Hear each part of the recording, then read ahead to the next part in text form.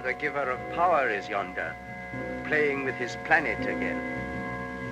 That small planet under the sun that has live things upon it? Let us see what he's doing. Cannot you leave these nasty little animals alone? These men? They are such silly little creatures, swarming and crawling. Why has the master permitted them? They are pitifully small and weak, but I like them. What is the good of them? Squash them. If they were not weak, they might not be so pitiful. But their lives are so short, their efforts so feeble. If they had power, they would be no better. I am going to try that. I'm going to give them all the power I can. Don't. You are the power giver. You can give power beyond measure. What will happen if these silly, greedy human scabs who can only breed and scramble spread out among our stars? You will see. Are you going to give them all power? Yes. But limitless power? Power to do everything? There is a limit to the power I can give. So the master has decreed. That bit of gritty stuff at the heart of every individual, no power can touch. The soul, the individuality, that ultimate mystery, only the master can control. Their wills, such as they are free, but all else, every position, every circumstance is mine. Don't give power to all of them. Try one or two first. That might not work. Just try one and see what there is in the human heart. Why not? Then perhaps we might see. Just any little fellow. They are all very much alike. I'll take one, haphazard.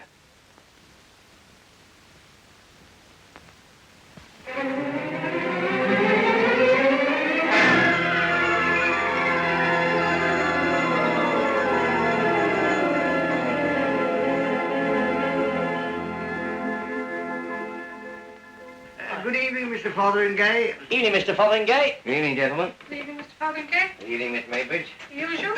Please. We're just talking about miracles. Yes? You may not believe in miracles, Mr. Fotheringay, but I do. Not to believe in miracles, I say, strikes at the very roots of religion. Well, of course, Mr. Beamish says miracles and miracles. Exactly, Miss Maybridge. Now, we must make it clear what a miracle is, see? Some people would argue that the sun rising every day is a miracle. Well, some of us do. Not what I call a miracle. A miracle, I say, is something contrariwise to the usual course of nature done by an act of will. Something that couldn't happen, not without being specially willed. So you say. Well, you've got to have a definition. What do you say, sir? Well? Oh, Mr. Cox? Oh, I'm not in this. Well, I agree. Something contrariwise to the usual course of nature. Have it so. What about it? All right.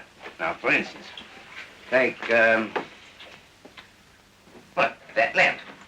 That lamp, in the natural course of nature, couldn't burn upside down, could it? You say it couldn't. Well, then you aren't going to say it could, are you? Well, then it couldn't. All right. Well, then now. Yeah.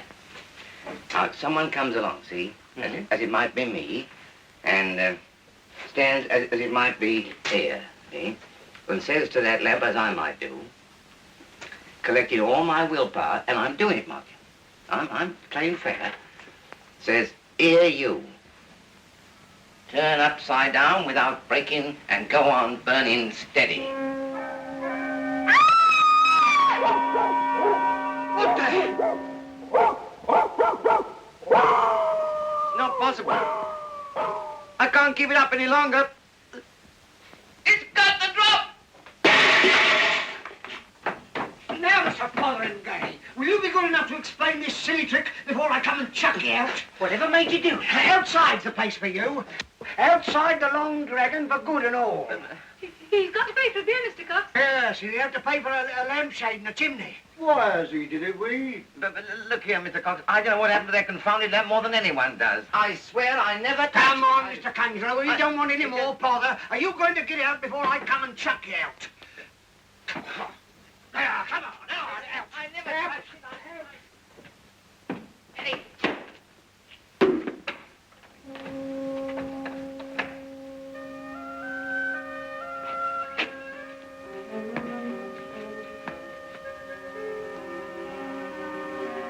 don't understand what happened. Yes, but what did happen?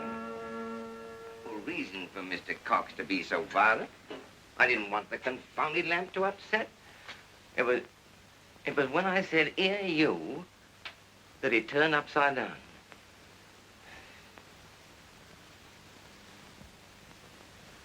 Here, you. Be lifted up about a foot.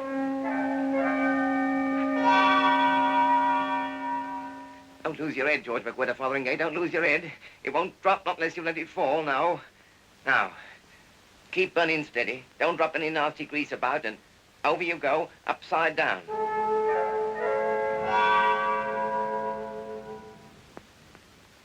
As you were on the table. Oh, it is a miracle! A blooming miracle! Why, I can make any amount of money with a trick like this on the music halls. I suppose I could do it to almost anything. Here, the table, here. Up. Down you go. Now, the bed. Up.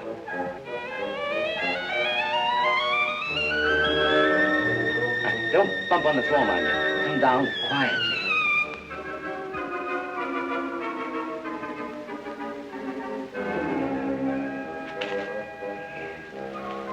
It's willpower and hypnotism and all that.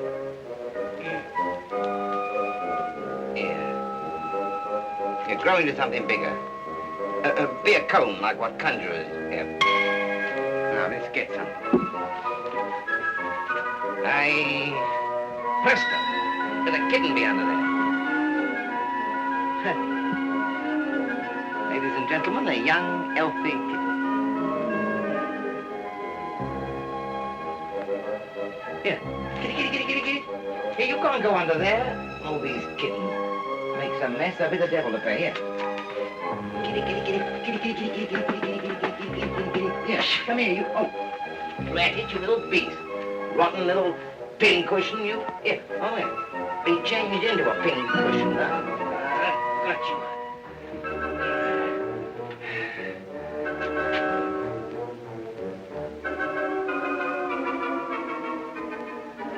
Presto, vanish. And you'll be an extinguisher again, and we'll say no more about it. No.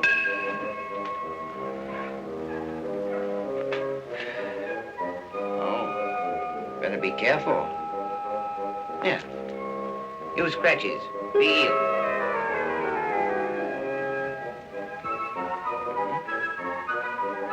I could go on doing miracles all night.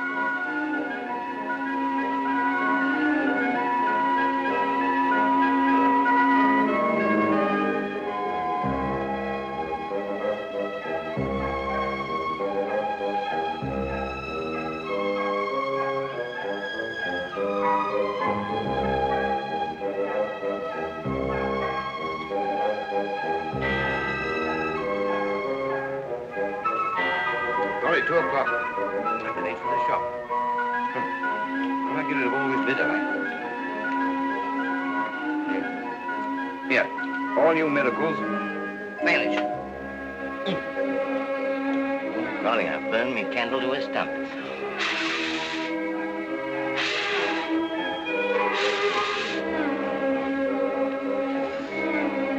Oh, go out.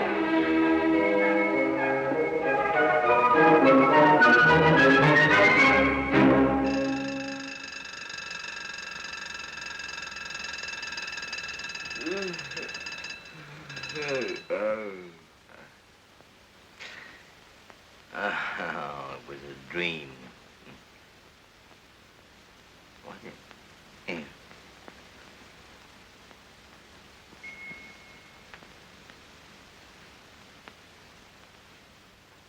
Man.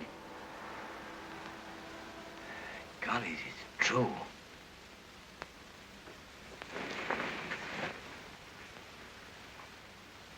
Won't do any more. Not for today. Now, better think it over. It won't do. Miracles dropping off the ends of your hands before you hardly know it. No, Mr. George McWhirter Fotheringay. It'll make you no end of trouble.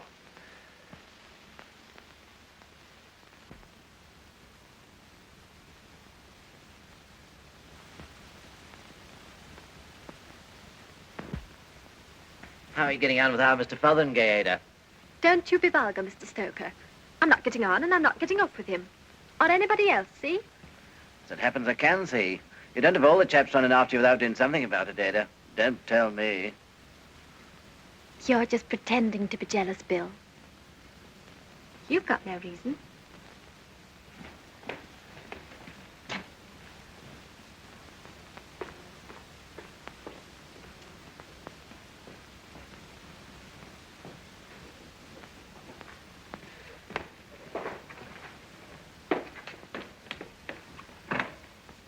Morning, Miss Hooper. Morning. How's your arm?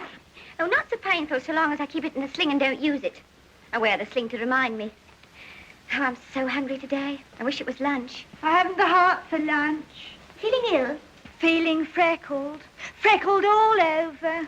I've got 2 more. Powder isn't any good, Maggie. I'd be all powder. Besides, he doesn't like it. He's nasty about it. Oh, well, never mind. What can't be cured must be endured. Oh, who's this sneaking through from the cotton department? Good mind to give him the cold shoulder. And you can't, I know. Oh, I could, but I don't want to. Oh, well, 2's company, 3's none. I'm off.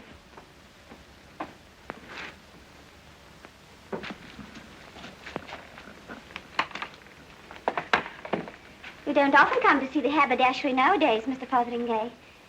New attractions in the costumes, I presume. Oh, we know all about that. I keep my art in this department, Miss Hooper. Really? Really. Maggie, I've been wanting to talk to you all day. Well, all morning. Really? Oh, serious. Maggie, something queer has happened to me. I can't make head nor tail of it. Nobody left money or won a lottery ticket. No. Something queer. Not falling in love. That happened a long time ago as well you know, Miss Hooper. Really? Really? They say you had more than was good for you in the long dragon last night and upset the lamp. It can't be that. It has something to do with it. It's odd. You see, it's like this. If I say let a thing happen, it happens. Sort of prophecy. No, sort of miracle. Oh, go on. Oh, true, I can prove it. Here. Oh. Oh. Oh, of course, that's a trick, Mr. Fotheringay. That's one of your sleight of hand tricks. Oh, they're lovely violets. You didn't get this bunch for 6pence, I know. It's a good trick. They just seem to jump out of nothing. Oh, but if only one could work miracles. Just think of what you could do. For instance? Heal the sick. Oh, I hadn't thought of that. Now, here's my sprained arm. What wouldn't I give just to lift things and put them away without thinking? Well.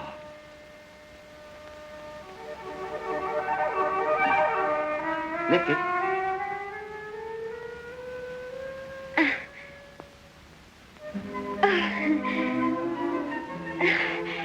Oh, Mr. Fotheringay, you're a healer. You've got the gift of healing. It ain't everything I've got. But the good you might do. Oh, I suppose I might. Perhaps I will. Now, there's Effie there, heartbroken about her freckles. Her fella hates freckles, and she keeps on getting fresh ones. Well... I'll try. Effie! Effie, do you know Mr. Fotheringay has a charm for freckles? Go on. Yes. Oh, do it, Mr. Fotheringay. Come on.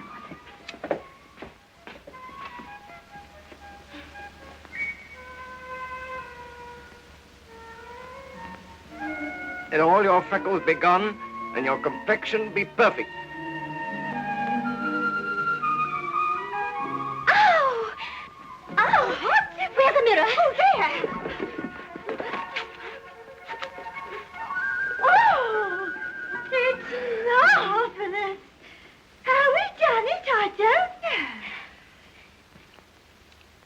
came to me, I don't know.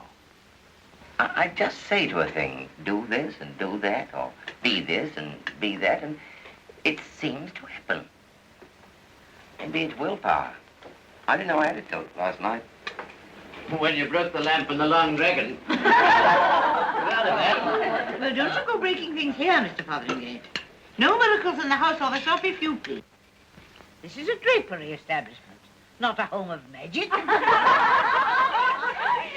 But it cured my sprain. And look at her. All the same, it isn't wise. Major Grigsby's always fussing about breakages as it is. What he'd say if he began throwing lamps about, I don't know. Of course, if I knew I was to always have it, I'd go in the music halls right away. I've always been thinking of that. I wouldn't. What would you do, Mr. Stoker? I'd do better than that. How? You told rabbits to come, and violets to come, and complexions to come, and all that. You're the spirit of nature, Fotheringay. But all that small beer. What's to prevent you saying, here, let's have 20,000 in the bank. A motor car, say, and a big house. Yes. Maybe there's a limit, but it would be pleasant like to have that money in the bank. I'll think of that. But don't forget your gift of healing. He could have a miraculous hospital. What's to prevent him? He could start miraculous hospitals all over the place. Just go round once a week and clean everybody up. And needn't stand in the way of other things. And how about a miraculous tip or so for the Derby? Lord, if I had your gift, I'd launch out. I wouldn't go on honouring Grigsby and Block with my services much longer. Fair dues, Mr. Stoker. You have to give a month's notice, you know. The things you might do. You could be rich. You could be anything you liked. You could give presents right and left. You might meet all the celebrated people.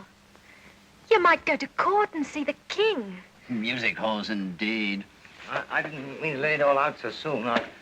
I'm a bit frightened by it myself. I don't mean to do much with it yet. Now. You listen to me, Mr. Fotheringay. Don't you do anything rash. You didn't ought to go about doing miracles just anyhow. You oughtn't to turn your gifts to selfish ends. Ooh, here's uplift. Yes, I mean it, Mr. Stoker. This gift of miracles and healing is something very serious. You ought to have advice about it, Mr. Fotheringay. That's plain sense. You ought to have advice. Yes, I suppose I ought to. I hadn't thought of that.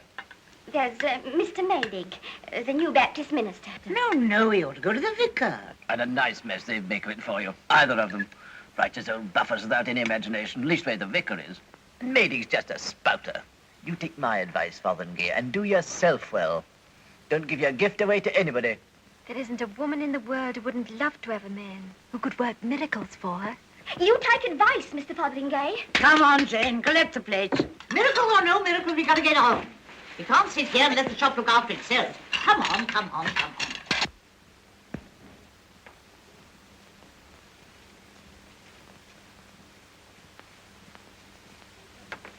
Good night, madam. Good night.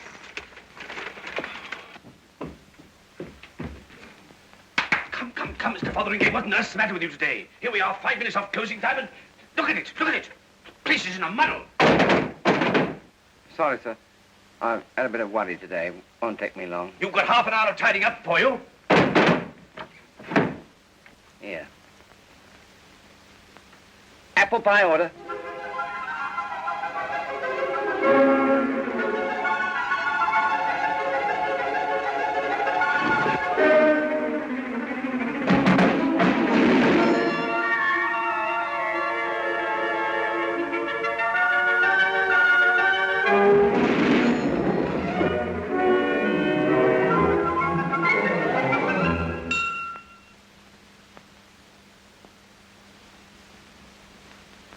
Hasn't taken long, has it, sir? No, you're quite right. It hasn't taken long. I didn't quite follow you. It's queer, very queer.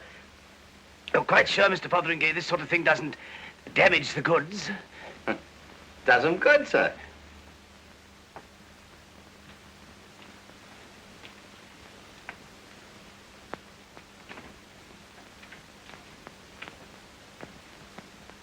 I can do anything. Absolutely anything. If I want to do anything to that old moon, I could do it. All the saints and scientists in the world and nothing compared with what I can do. And who's afraid, I tell you? Who's afraid? Oh, I broke my stick. Did they then, did they? Oh, what about Master's gift of healing? Yes, we'll make that all right and better. Here, be not a stick, but a tree. A great big rose tree growing right there in the middle of the road. All covered with lovely roses, and get your breath.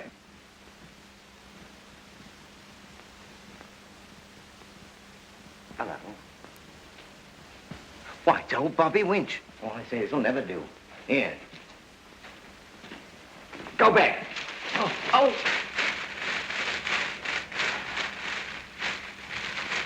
Leave him alone. Let that rose tree vanish. Hello, mister. What's the game? What's all this throwing about of brambles? I wasn't throwing any brambles at you, Mr. Winch. I was just doing what you call working a miracle. Oh, it's you, Mr. Miracle Worker. It's you, is it? This is how you spend your nights. This is how you do it, eh? Well, this time you've done one trick too many. Well, you're not going to take it seriously, Mr. Winch, are you? It isn't me that takes it seriously. It's the law. What, run me in? Me so respectable? Oh, you can't do it, Mr. Winch. I'm doing it now. Come on. No, I won't. You're coming. Oh, go to blazes. Golly, he's gone to... Where am I? He's got me into some sort of pitfall or something. He's full of them there tricks. Hey, now, thoughts here, too. I better make a note of this. An officer should always make a careful note. What was the exact time? Why, the paper's going round. It's on the boots, too. Oh, dear, what is this? It can't be a nice place to go to. Can't send a chap to... like that. Where's my stick? Oh, here. Let my stick be back. Not broken. What am I to do about Mr. Winch? What am I to do about Mr. Winch? I can't leave him there. I can't bring him back. Oh, I know. San Francisco. That's nearly halfway around the world. Let Mr. Winch, wherever he is, go immediately to San Francisco.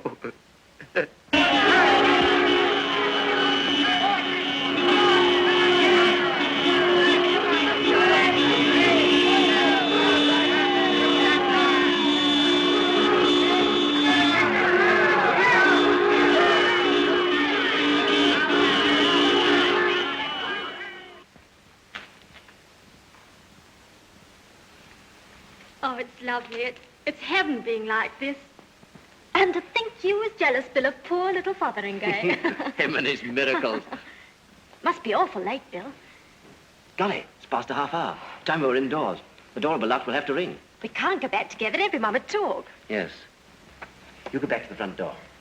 I'll go round the back and shin up the water pipe to the men's dormitory. I've done it before, and the window's never fastened. Give us a last kiss, Bill.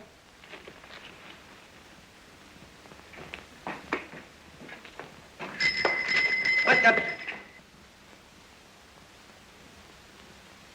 Oh, Ada, you're the very girl I was thinking of. Why, it's George. Do you know the time, George? Nice to be you and live out and not have to be in by 10:30 every night. I could stay out all night in moonlight like this. Couldn't you, Ada? Yes, it's lovely. It's real lovely. Done any more miracles, George? Oh, nothing to speak of. It's not much fun doing miracles alone. You sort of want an inspiration, like a... Oh. Here, see the church clock? Yeah, you and every clock and watch in Dewington be put back 25 minutes. Now!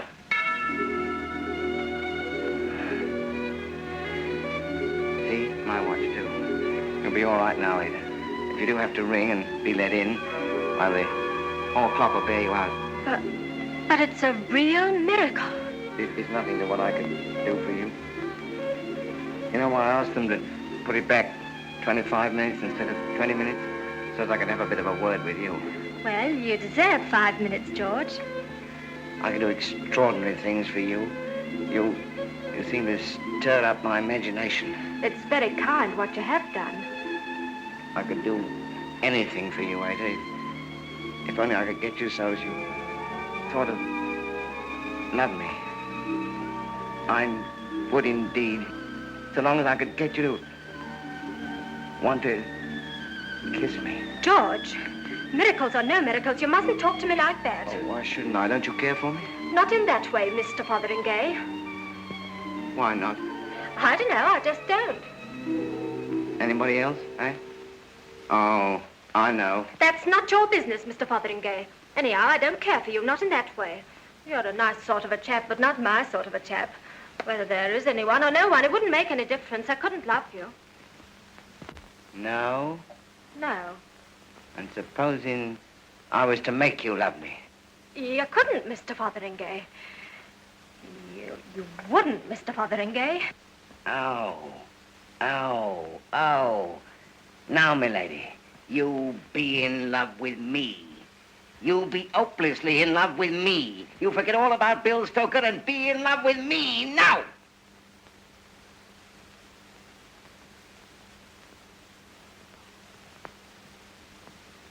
No. That's where your miracles don't work, Mr. Fotheringay. That's where your miracles don't work. I'm not an old clock or a rabbit or anything like that. Good night, Mr. Fotheringay.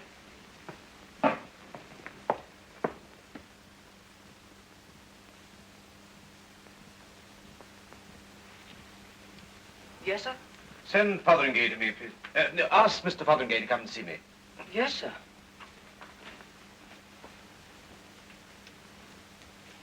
You sent for me, sir? Yes, sit down, Mr. Fotheringay, sit down. I want to have a little talk with you. Sit down, sit down. Cigarette? Now, I must confess, I was very struck with the way you tidied your department yesterday evening. Very much struck. It was practically instantaneous, wasn't it? Now, I wonder if you could tell me how you managed that. I understand it's not the first thing of its kind that you've been doing lately. Well, I could tell you, and so to speak, I couldn't. Roughly, you might call it a sort of miracle. Oh, come, Mr. Fotheringay. Isn't that rather an old-fashioned word, miracle? Well, say it's something contrary-wise to the course of nature done by an act of will. Will? Ah! Now you're talking about something I can understand. After all, a man doesn't build up a big and vital business like this with 3 branches already and 49 assistants out of 1 small shop with 5 hands in 7 short years without knowing something about willpower. Willpower over customers, willpower over patrons, willpower over assistants. But, frankly, Mr. Fotheringay, you've never struck me as the kind of young man who'll go in for that sort of thing. Well, I haven't. It just come to me. Have you ever studied dominance? Exercised your willpower against another's? Tried to get down to feelings and motives? Well, I don't seem able to do that. But you have tried. Well, it wasn't much good. No, tell me. I just wanted someone to feel differently about me. And more than anything, never mind about that. Oh, I see a lady in the case, eh? No, we won't talk about that. To come down to hard facts, I want to make you a business proposition. Now, I take it you could straighten up the shop in the evening, open the shop up in the morning, deliver the parcels to the addresses given, all by the aid of miracles. Is that right? And naturally, you must confine your gifts entirely to our organization. No outside miracles. You get me, Mr. Fotheringay? Yes. Now, I've been working all this out. I've figured it out in my head. Now, for the first year, we can guarantee you, sir, an income of, £3,000. £3,000. And why? Because there isn't a competitor in the business we couldn't down by sheer rapidity and economy. We can extend over the coast. We can extend all over England. There's no limit with such an advantage. Oh, you may call me a dreamer, Mr. Fotheringay, but let me tell you that every great organizer of business is a dreamer. I could sit in that chair and see Grigsby Blott and Fotheringay running into millions of capital, spreading all round the world. I suppose that San Francisco is pretty nearly all around the world, isn't it? Practically, sir, essentially. So why do you ask? Well, I was just wondering. Do you happen to know how long it takes to get here from San Francisco? 3 weeks or a month, I should say. But why? Well, 3 weeks anyway. Certainly all that, but why do you ask? I just wanted to know. I've got a sort of relation out there. Is that all you've got to tell us, Mr. Winch? That's all I've got to tell you. Ah, he's crazy. It doesn't begin to make sense. What's all this dope about roses and brambles, anyhow? Now you can't make a story out of that. He's screwy. That suit of his is a real, genuine English cop's uniform. There's something in it. 4th dimension or something. Yeah? Well, where'd he scram from? That's all that interests me. How about the clothes? Oh, to hell with the clothes. The Ed won't print a line of that stuff. You can have people disappearing all over the States. That's good copy, that is. But this guy appearing suddenly? You can't stuff him with that. But there's the clothes, I tell you, and his poor little toasted notebook. And notes you can't read. But it's true. He's a genuine English cop, and he's come straight here from Essex in a flash. How? Lord knows. But he came so fast that his shoes and his notebook are frizzled. This newspaper racket is plain nuts. We're supposed to be looking for something new. Well, here is something new.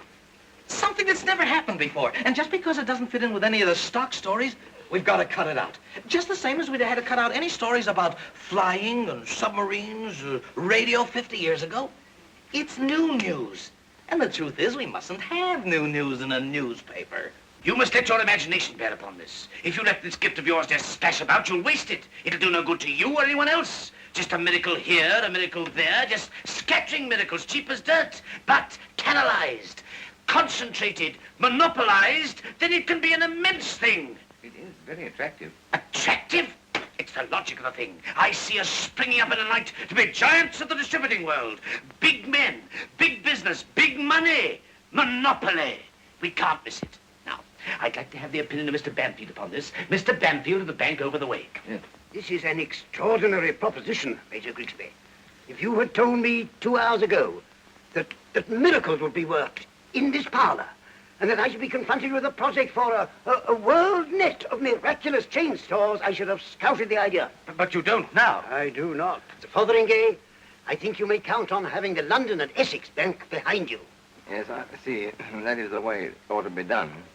So I don't know much about finance and business management myself. But now, what you propose is that I should be sort of exclusive. Oh, you must confine your gift entirely to Grigsby, Blott, and Fotheringay. It's just there that I don't quite see it. Oh, why? Well, take this gift of healing and all that sort of thing. I don't want to make a business of that. We could have free clinics in all our stores, healing Tuesdays and Fridays, and special bargain lines. Free, absolutely without charge. We might do that, yeah. Then why don't we give all the stuff away? Well, why make a business of it, huh? You can't do that. You positively can't do that. No, I suppose not, no. Why do we want to borrow money? And what did you say? Issue debentures? You must have the thing on a sound financial basis. Ah, we got to make money by it. Solvency, sir, is the test of service. Yeah. But if we want money, why don't we make it right away? You can't do that without disastrous results.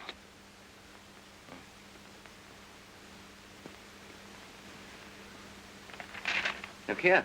You can't do that. It's illegal. That's a forgery. That note's a forged note. Well, look at it. It's all right, isn't it? Oh, this won't do. You mustn't make money just when you want it. Strikes at the root of everything. Puts the whole banking system completely out of gear. People must want money. And they must want commodities. But if I can give them everything they want, But what incentive would there be for anybody to do anything? Couldn't they have some fun, like?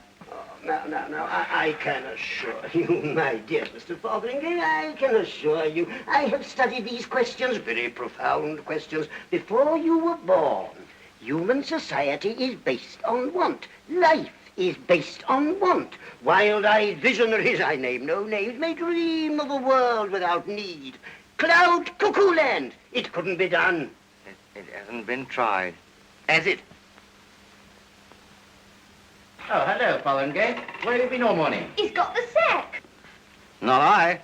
I've been considering a business proposition. What would you think of Grigsby, Blott, and Fotheringay, miraculous stores, eh? I've had a firm proposal. Big business. I hadn't realized it before, but there's money in these miracles, properly handled. Big money. Gee, miraculous stores, eh? Yeah, that's about it. Put us all out of work. Oh, I hadn't thought of that. You haven't signed on. No, I sort of felt I ought to think things over a bit first. Who's in this? Grigsby in the bank. Yes, but why make money for them? Why not make it for yourself? Why fatten up old Grigsby and Banfield? No, you can't do it that way. You can't make money for yourself. Why not? Well, Mr. Banfield explained it very clearly. You see, it would lead to social chaos, universal bankruptcy, break up the social system. Break up old Grigsby and Banfield, you mean?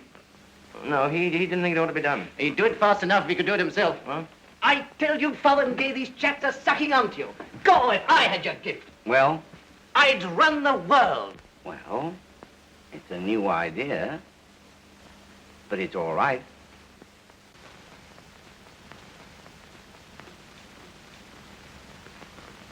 Hello, George. Hello, making yourself prettier than ever, eh? Wish I needn't do it, but still it has to be done. Lipstick and powder. Why didn't you do something for me like you did for Effie? Considering all you might do, I think you're pretty mean about your miracles. It won't run to a diamond tiara or anything of that sort, I suppose. Why not? Here.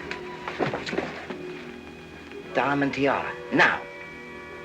Look at yourself. Oh, it's lovely. It might be real. Of course it's real. You couldn't do a pearl necklace, George. Why not? Here. Pearl necklace. Oh. Oh. Oh. Wait. Well, what about it? Why keep on that old black dress? Let her be dressed in splendid robes like Cleopatra in the movies. Now. Oh. Oh. Ada, you're wonderful. Oh. It's you who are wonderful, Mr. Fotheringay. I've never seen anything like it. If Bill could see me now, he'd faint. Customer, here, be as you were before I change you. Now. Oh.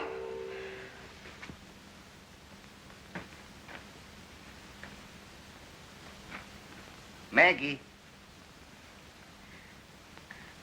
What are you doing here at this time of night? I don't know.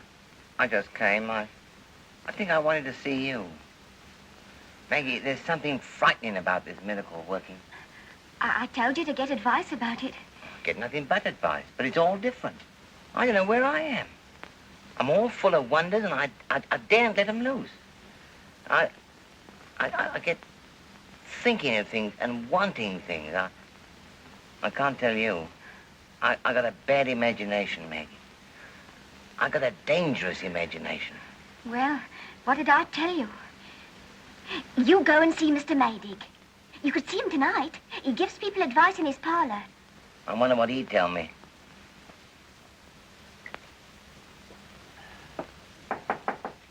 Come in.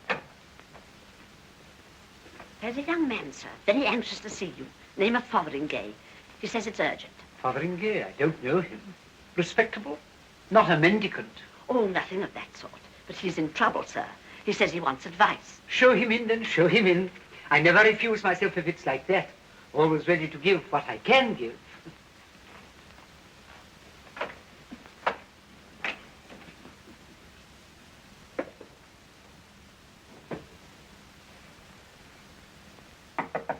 Come in.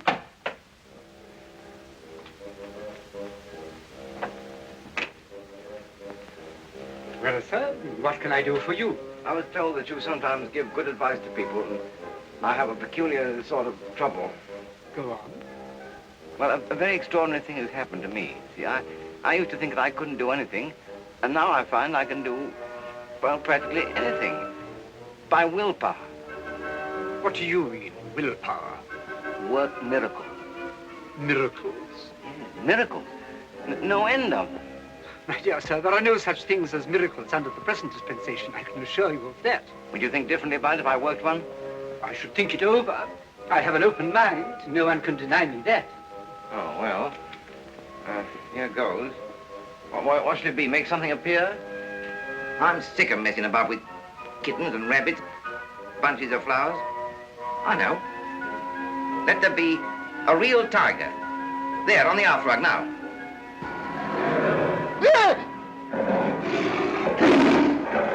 Mary! Cease to exist!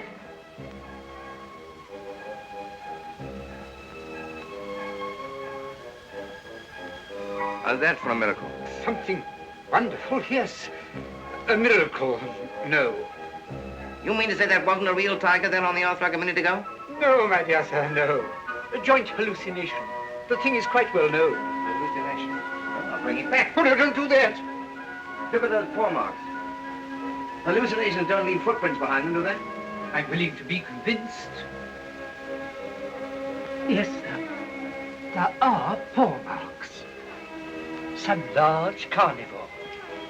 You know, Mr. Fotheringay. Fotheringay, that was a miracle you did just now. You need have no doubt about it. It was a miracle. Can you do other things of the same kind? That's what I want to consult you about, Mr. Mady. You see, I can do all sorts of things. I can heal people. I can clear things up and set things right. I can move things from one place to another. I can change things to other things. I don't seem able to get inside of people's minds. But apart from that, there doesn't seem to be a limit. Not a limit to what I can do. It's power. I know, but what am I going to do about it? What would you do about it? What would anyone do about it if they had it? You know, Mr. Mady, it's a very remarkable thing. Before I realized I had this power to work miracles, I thought I knew everything I wanted and couldn't get it. And now that I can have, in a manner of speaking, have everything, something seems to hold me back. Power! Power! My dear young man, what might you not do? What may you not do with the world? Healing. Have you thought? Why not banish disease from the face of the earth? Do in one swoop what science and medicine have been striving to do little by little. A world without disease. So I hadn't thought of that. I just thought I'd go around, you know, and cure somebody here and somebody there. Sweep it all away. A world glowing with health, newborn. The world's great age begins anew. The golden years return. I see such splendor in this power of yours. Such hope for our race. Such starry hope. Talking of upsetting things, Major Grigsby and Mr. Bamfield were very anxious that I shouldn't upset things. They did seem to think there might be a catch in it. What Mr. Bamfield said was that human beings were held together by money and by wanting money and things. And if they didn't want, what would there be for them to do? Bankers and businessmen, save me from them. Man bankrupt in a world of plenty. I suppose they ought to have a better way of managing things. Of course, but will they ever trouble to do so until they're compelled, until things overtake them? No, sir. And that is where we begin. Tomorrow. Suppose every poor soul in the world found a £5 note in hand, suddenly, so that they could go out and buy things. Think of that. Think of the effect of it. I would like to do that. You don't think there might be a catch in it? Will Mr. Bamfield have fits? Convulsions, I hope. Convulsions. Convulsions. And then healing all over the world. Everybody suddenly saying, I feel strong, I feel well. Well, I don't see any harm in that. Nor I. Oh, it might put the doctors out a bit, though. And why? Well, they naturally think it's their business to keep us healthy. Oh, heavens, are we to remain needy to please the bankers and the businessmen, and unhealthy to provide fees for the doctors? Well, I just thought it might complicate things a bit, but... Well, sleep over it first. We shall have to provide for the doctors and the traders, I admit that. These things can't all be done in a rush. There's an inertia about things which has to be considered. I shall think and think and think. I shan't sleep, Mr. Fotheringay, not a wink. I shall keep vigil. The last night of human misery. The pause before the dawn. What a glorious thought. Will you be able to sleep? Well, I've had a pretty busy day. Oh, you are one of God's innocents. You will sleep. But I cannot bear that we should part like this. Let us do one simple good thing before we go to bed tonight. An earnest of all we mean to do. Let me think. One little thing. There's my neighbor, Colonel Winstanley, chairman of the bench, full of influence, and all that influence against progress. He's always treated me with the utmost civility. I bear him no malice. He sits late at night and drinks. Drinks, I fear, far too much. I'm no pedant in these matters, but he boozes. He will be sitting there now, a decanter by his side. Change it to some simple, non-intoxicating fluid. And his house is all decorated with swords and weapons. Beat them into plowshares. Turn his swords into reaping hooks. Well, but will he like it?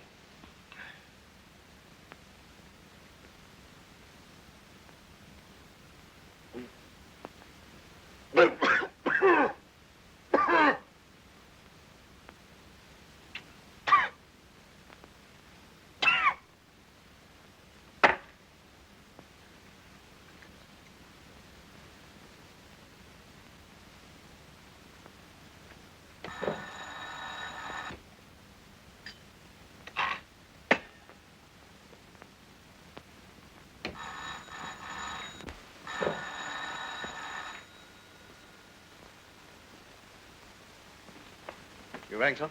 I rang 6 times. You go to bed too early, Moody. And now, tell me, what the devil's the matter with this whiskey? It's gone wrong. It's lost its taste. It's flat. It's worse than flat. It's mawkish. It's the real old stuff, sir, out of the old jar. It's not the real old stuff, and it's not out of the old jar. What have you been doing to it, Moody? I can assure you, sir. You can assure me I'm drinking whiskey when I know I'm not. What's going on? First of all, I get water instead of whiskey, then the house falls down. Well, go and see, man, go and see. Don't stand staring there. Something's happened there. Poison. Poison. Moody, why don't you come and tell me? I don't understand it, sir. When I stepped through the hall about 3 minutes ago, everything was as right as could be, and now it's frightful, sir.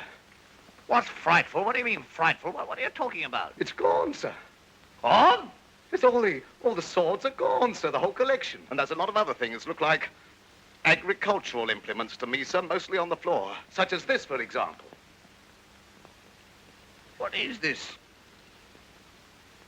blinking Bolshevik thing? What is it? What's it mean? Is the house going mad? Oh, look.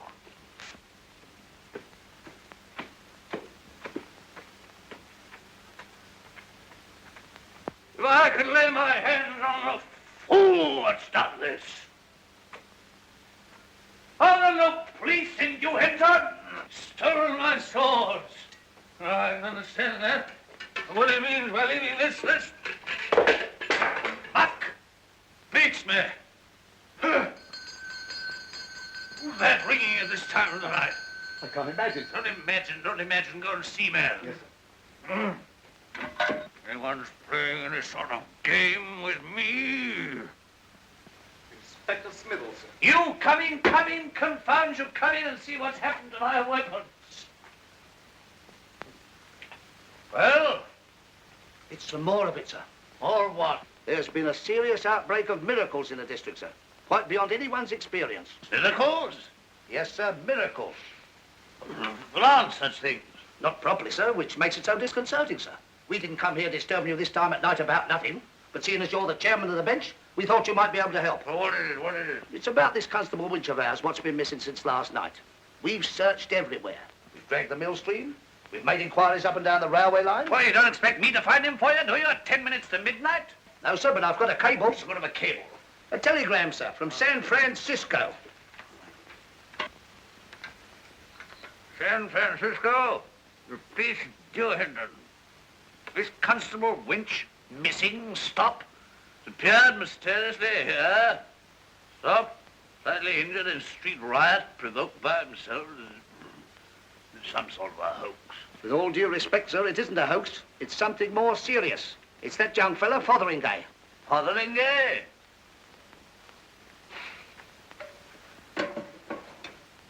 Moody,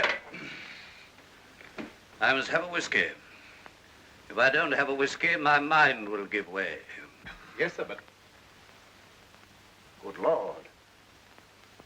Is that another miracle? I'll get another jar, sir. I'll get one with the seal unbroken.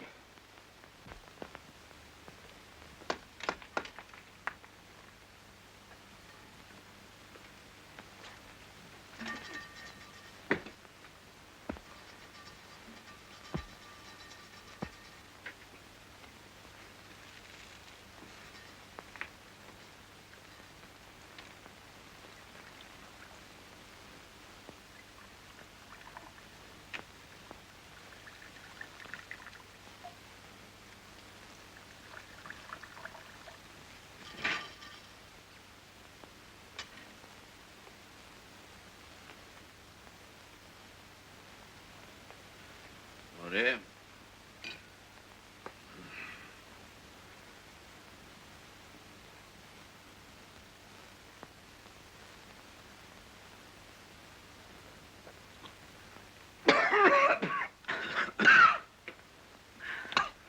Soap and water. It's nastier than that, sir. I should say it's one of these temperance drinks. Well, Moody, anything to say?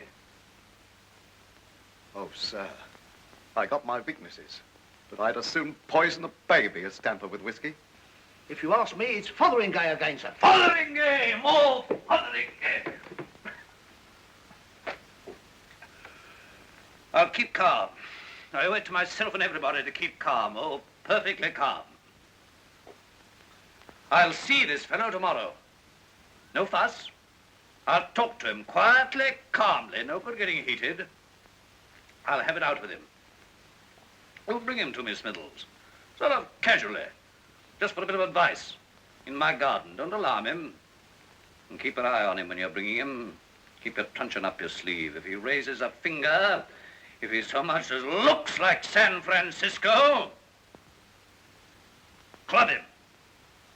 I'll see you through.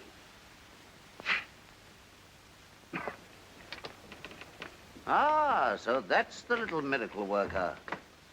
Don't look like it, little cad. Spoiled my whiskey, ruined my collection. Calmly, calmly. Well, Mr. Superintendent, so this is the young man you wanted me to see, is it?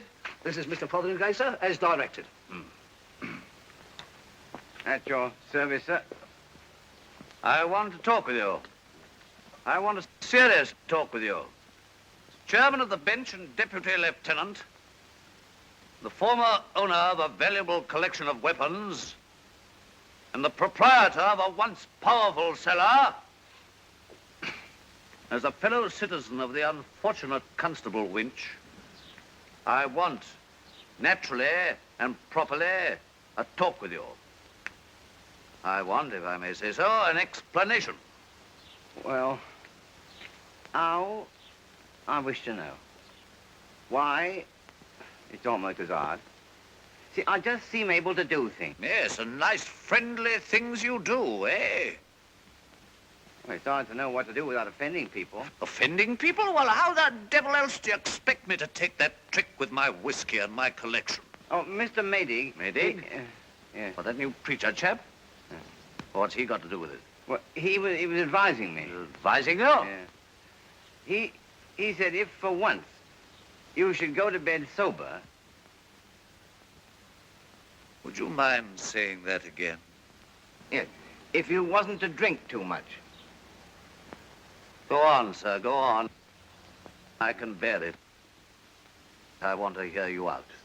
Then we might make it a sort of a symbolical action of changing your weapons, see? That would sort of prepare your mind for the peace of the world. And when might that be due? Oh, very soon now.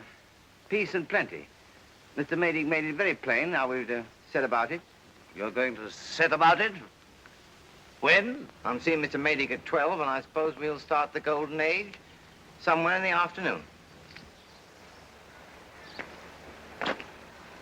I suppose they'll start the golden age somewhere in the afternoon. They suppose they'll start the golden age somewhere in the afternoon. Under the circumstances, I hardly like to mention my collection and my whiskey. Oh, don't mention it. We didn't mean to annoy. I'll make it all right now. Is that all you do, just that? That's all. The miracle's done and my whiskey's whiskey and the collection back again? Yes, you can go and see it if you like. The extraordinary thing is I can do these things. Well, I could turn this garden into a palm tree forest and fill it with tigers. There's no limit to what I can do. There's no limit to what you can do. You. Me? It just seems comes out of me. You can do practically anything. You want me to do anything now? But a fellow of your sort. Well, why not a fellow of my sort? Do you want me to do a miracle for you? Something big? Well, perhaps it's just as well to know what we're up against. All right. How'd you like to see India again, eh? Some place in India. Bombay. Let's both be in Bombay now. Colonel, you satisfied we're in Bombay? It's changed a bit. I recognize it. Yes, I admit we're in Bombay. How the devil we're going to get back, heaven knows. I had to talk to some men after lunch. That's all right, you shall. Let's both be back in the Colonel's garden at Dewington now. Well, is it all right? Can I work miracles or can't I? No doubt of it. Talk about abolishing distances.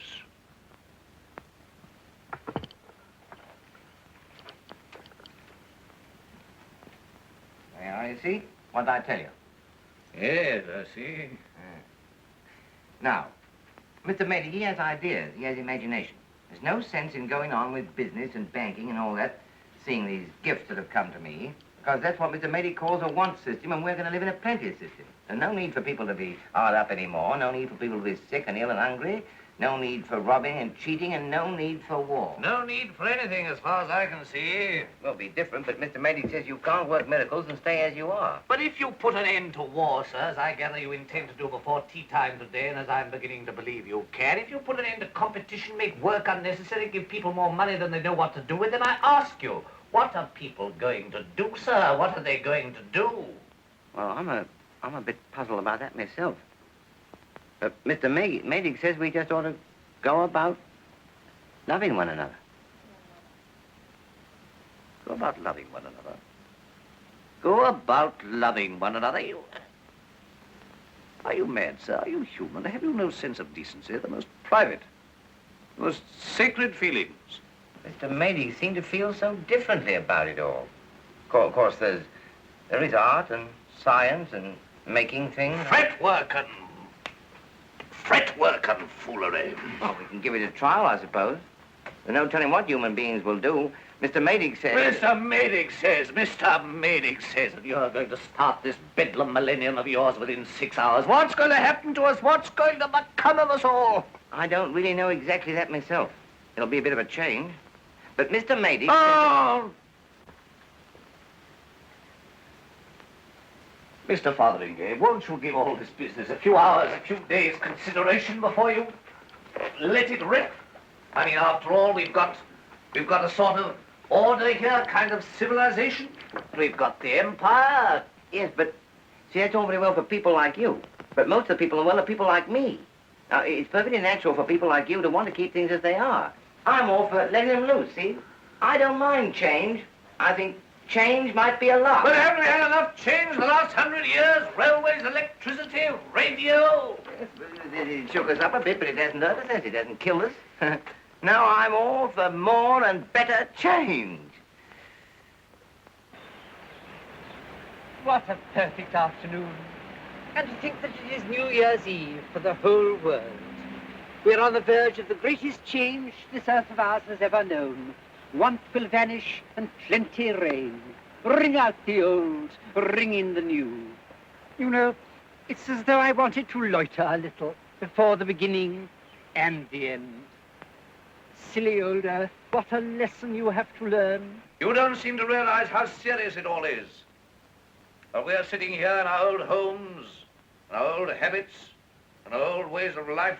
These two dangerous lunatics are going to change the world. Change us, change everything. You know their business ideas, Grigsby. Oh, he'll kill business.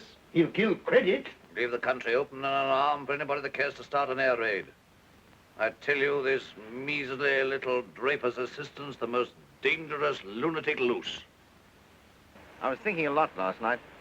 One or two points I'm not clear about at all. See, human beings have been brought up to live in a certain way. That's what Mr. Grigsby and Mr. Bamfield mean. Now, if I give them plenty of money and plenty of everything, they're going to be a little bit like winning without playing a game. What are people going to do? Do you think people as a general rule, I mean, will take to artistic work and all that? But we must make them want. That's just where my miracles stop, you see. I can't get inside people. I've tried a bit. No, I can turn them upside down. I can move them to San Francisco and back in a jiffy. I can make them rich and I can cure their illnesses. But people remain people. But you can influence them indirectly. Healthier people are happier people. Easier people are kindlier people. People who are not vexed and driven are better. To a certain extent. But isn't he going to let a lot of new desires loose? I got some powerful desires. My dear young man, how often has it been my lot to hear that confession from young men in their strength? I know, I understand.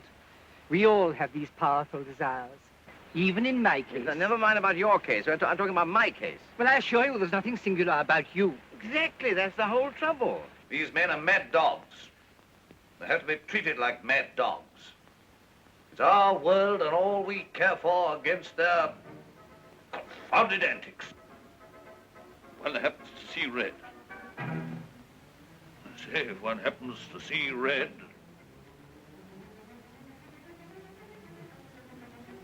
there's such a thing as justification.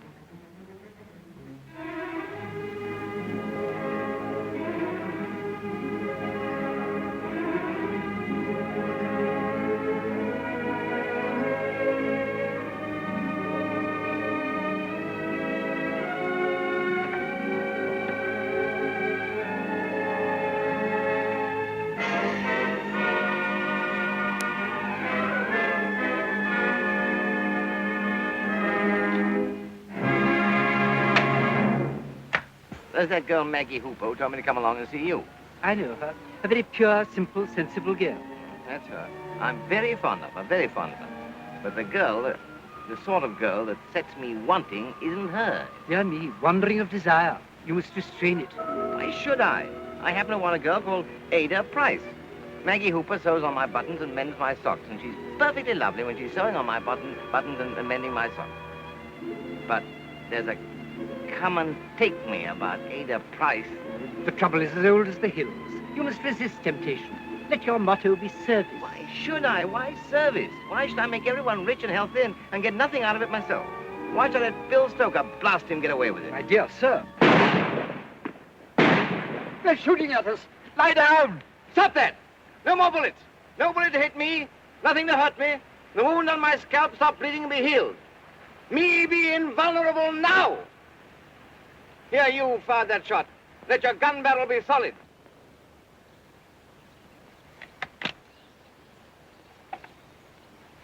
That's all this silly world can do to a man who can work miracles. Why, I never meant to do anything better for them than to help it. Well, now I'll find the man who fired that shot. I have a pretty good idea who it is. I suppose, wouldn't it be as well to make me invulnerable, too? All in good time. I'll look after you for a bit. If I'm safe, trust me, everyone is safe. Come on.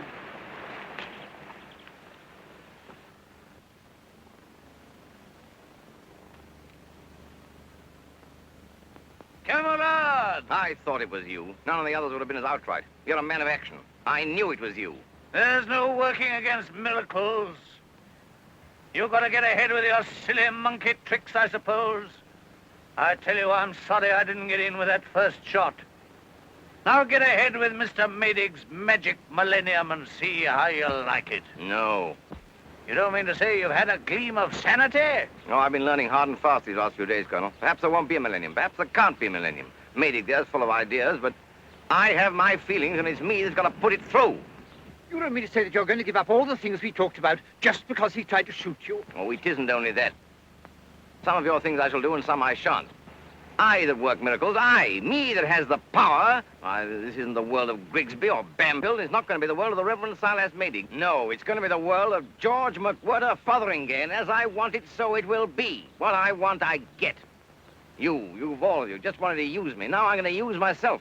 What for? To get just exactly what I fancy. That's the natural human thing to want, and that's what I want. I'm just beginning to get the hang of this miracle business. You've had your way. The only one of you that came near the common horse sense of it was Bill Stoker, and much good that'll do him when I've done with him. Come along, matey. I may want you. We're going to start a world of George McWhirter Fotheringay right now in the Colonel's house.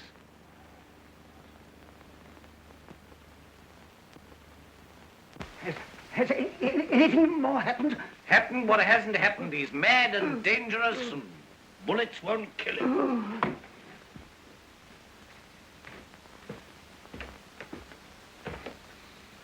I got my own ideas at last. This old world of yours, it's over. There's going to be a new, miraculous world, and it's going to be mine. I guess you think I'm being needlessly obstructive, but people have to adapt themselves. They must have time. Hasten slowly. And get nothing done. No, we're going to begin here and now the world of George McWhirter Fotheringay according to his dreams and according to what he's been told and found out since he began thinking about things. One word, sir. Whatever you may think of Mr. Bamfield, you will at least admit that I am not unprogressive. I ask you, before you do anything else, make a plan. Nothing can be done without a plan. What plan? Balance, order, creative aims. Plan. Talk away an age, hesitate, sway to and fro, mess about. No, we're going to begin my new world now in my lifetime where I can enjoy it, glory in it, and have some fun in it. Wait, let things go on just a little longer. Let this house be turned into a great, splendid, beautiful palace, and us in the great hall of it. Now!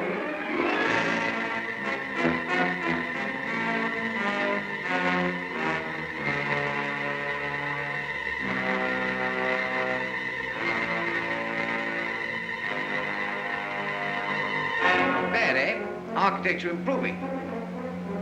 Yes, but we hardly seem dressed for it. Let us be sumptuously dressed according to our character and station, so as not to appear strange here. Me, the prince, Maydig and Bamfield as councillors, the colonel as the captain of the guards. You'll enjoy being captain of the guards after a bit, Colonel.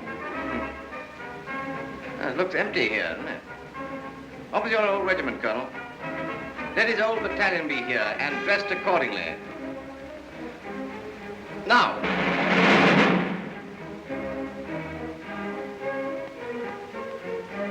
And let all the butlers and footmen in Essex be here, suitably dressed. Same style as the building. Now! Now we have a place to work in, a place I can turn around in. You didn't think I liked things large, did you? You saw to it that I was born small and grew small. Nobody likes being small. And now let's have here Miss Ada Price, as she was yesterday afternoon when I made her lovely. Now!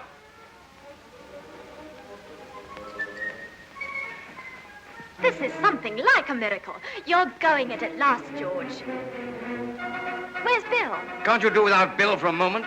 I thought you'd have Billy here somehow. All this is sort of his style. No, Ada. It's my style. Let there be 2 thrones here, now. Oh, you might have a throne for Bill. No, and that throne isn't for you either. Let Maggie Hooper be here, dressed as a queen, now.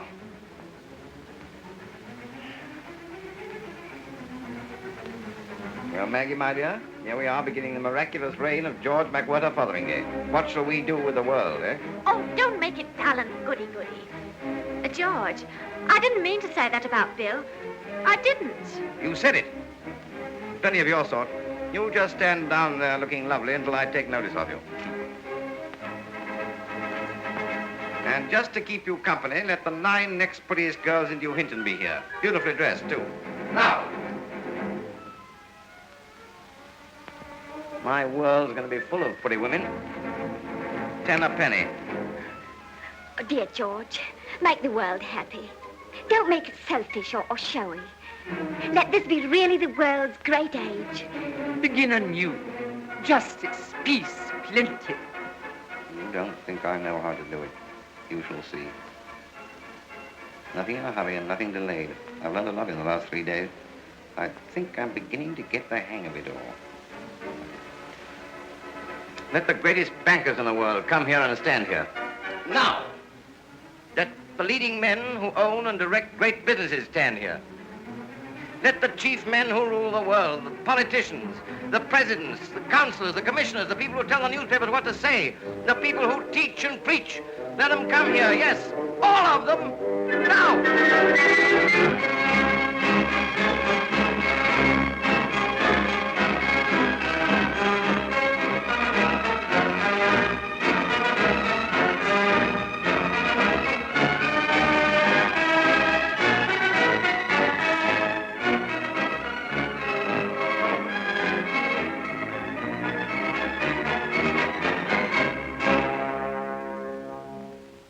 Here we are for a great big talk together.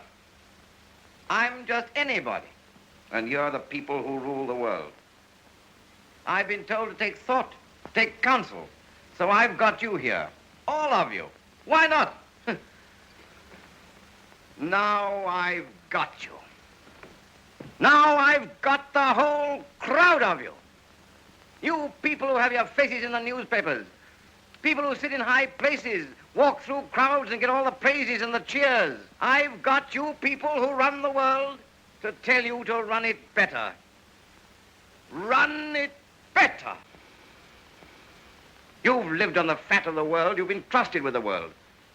Chaps like me have had to trust you, willy-nilly. And what did you do for us? What sort of a deal did you give us for all the trust we gave you? What was our share? Oh, I know. I had to wait, young and seedy and died. Be patient for umpty years while you held all the stuff in your hand and did nothing. Much your crowd cared. Did you worry about it? Not a bit. But you better worry now. And why have you never stopped war? Why, 100 men in high places, resolute men, not afraid of a little brain work, could have put a stop to war forever any time these last 20 years. But I guess you like the bands and the spurs and the feathers too much, and you never thought about chaps like me. Nice and pompous you looked, reviewing the troops, being saluted. And did you really forget about chaps like us? Not even that. A trench full of dead chaps like me made you feel all the more real and important, eh? Quit shooting at me. I've been shot at. It won't work. There's an end to shooting. Can't shoot truth. I'm here and I'm going to stay here. George Fotheringay. Power has gone out of your hands. You can smirk and strut, smile, look important for a little while, perhaps. But I tell you, power has gone out of your hands. That's your sun setting now. It's late afternoon for the whole crowd of you. God, you know it. And where's he gone to, this power? It's come to me, a common, vulgar fella, and he's driven me wild. It's come to me by a miracle. You better do something and do it soon. You've got to make a new world that'll make me happy. Get together, you important people. Try to be really important. Talk it over among yourselves, but talk real stuff. Do it quickly, and do it now. And if you don't do what I tell you, I'll wipe you out as a child wipes a slate.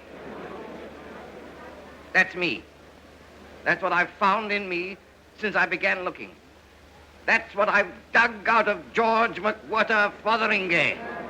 But they must have time to think about it. Time? If I gave them time, they just wasted. They've had generations of time, those people, and what do they do with it? But these things cannot be done instantly. They're going to be done here and now.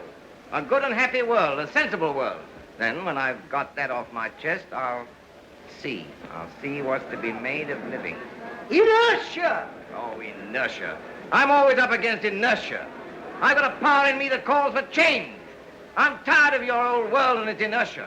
Give them at least till tomorrow. The sun is setting.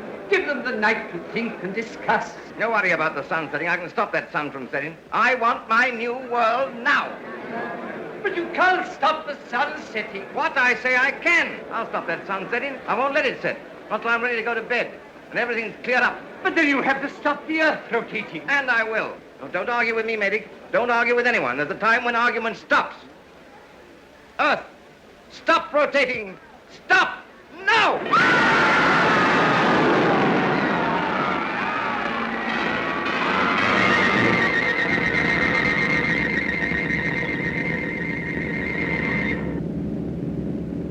What has happened? He stopped the world going round. Not suddenly. Yes?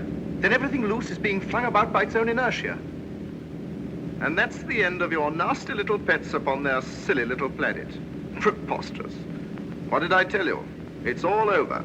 Gone.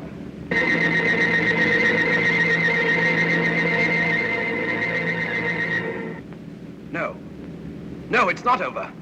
He's still alive. He's got a charmed life. He's thought of that. Let everything be as it was a minute before I went into the Long Dragon. Now! Here, hold on a minute. You haven't done yet. The miracles.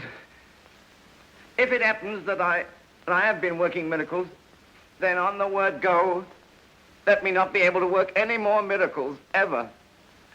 Forget it. Forget all about it. Wipe it out. No more miracles. You can't control them. Go! And what has your experiment shown, brother? What did you get out of that sample man? Egotism and elementary lust. A little vindictive indignation. That's all the creatures have, or will have forever. What can you make of them? They were apes only yesterday. Give them time. Once an ape, always an ape. No, there is something in every one of those creatures more than that. Like a little grain of gold glittering in sand, lost in the sand. A flash of indignation when they think things are false and wrong. That's godlike. Dirt is never indignant. That is why they interest me. But their indignation is selfish. They are in a mess. They were made for the mess. They will never get out of their mess. But if I give them power, not suddenly, but bit by bit, if I stir thought and wisdom into the mess to keep pace with the growth of power, broaden slowly, age by age, give the grains of gold time to get together. And in the end, it'll be the same. No, it will be different. Come back here in an age or so. And you shall see. All right, then. Then along comes someone, as it might be me, and stands as it might be here, and says as I might do, collecting all my willpower, and I'm doing it, mind you. I'm playing fair. Here you. Turn upside down without breaking, and go on burning steady. There you are, you see. Nothing happens. No, of course, nothing could happen. It wouldn't be sense. No. And miracles aren't sense. All the same, I sometimes wish I could work miracles. I wonder what you'd do if you could work miracles. I'd make this world a better place, within reason. There are one or two things I'd like to do myself. Ah, but you won't ever have the chance. No, I won't ever have the chance. Now.